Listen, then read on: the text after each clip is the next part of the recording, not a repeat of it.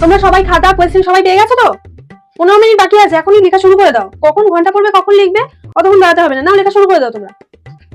এই লাস্টের বেঞ্চের ছেলে মেয়েগুলো তোরা বসে আছিস কেন? পাচ্ছিস না কিছু? সামনে দিকে আয়।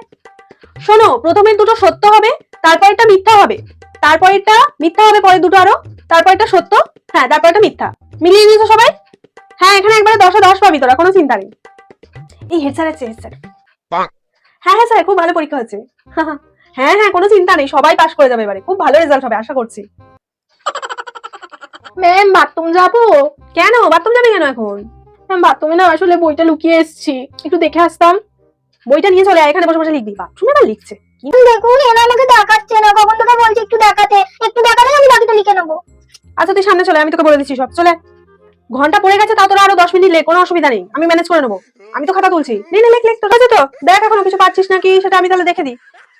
সবাই পেয়েছিস তো সব? আচ্ছা।